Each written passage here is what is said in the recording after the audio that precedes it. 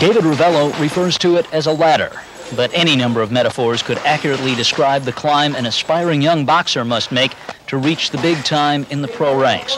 The North Attleboro lightweight was sprinting up that ladder with a perfect 11-0 record a couple of years ago when one of the rungs broke under him and stopped his career cold. In front of a lot of people in Attleboro, a lot of my friends, a lot of people I went to school with, I was fighting Sammy Lee Young. It was a 10-round main event fight. First round, my very first combination was a left-right combination I threw. Left hand landed, but the right hand didn't. Right hand went beyond his head, you know, clashed with his collarbone, and it just snapped. The right forearm snapped, right in half. I felt it. I didn't realize it till after the first round when I sat down on the stool, and then I began to feel the bone moving inside and start digging and moving its way out to the skin. Well, maybe a muscle thing too. That's up high. I can't move it. That's not your wrist, though. So I can't even feel the bone rubbing in against me. The only thing I thought about when I broke it was, I'm not going to stop. There's no way. I'm going to keep going. The only thing that's going to stop me is if this bone comes through the skin, because then I can't hide it from the ref. There'll be blood everywhere. The whole thing will be a gory sight. I can't hide that. As long as the bone stays inside and it's broke, I'm okay. I can hide it. I'll cover it up. I'll fake it. I'll use the right hand. It'll be painful, but I'll throw it. Nothing's going to prevent me from winning this fight. fake it. There's no pain. No pain. Just numb the hell with it. Hell with that pain. Let's go. This is it. I'll die first. I won a unanimous 10-round decision. 10 rounds with one hand.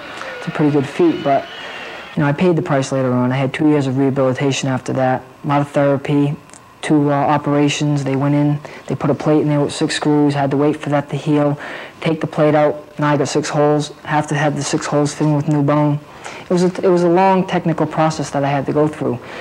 But throughout his 21-month layoff, 21 months of running and working out with a cast on his arm, Ravello never permitted himself to doubt that he'd be back. At age 26, he is a young man obsessed with his chosen profession.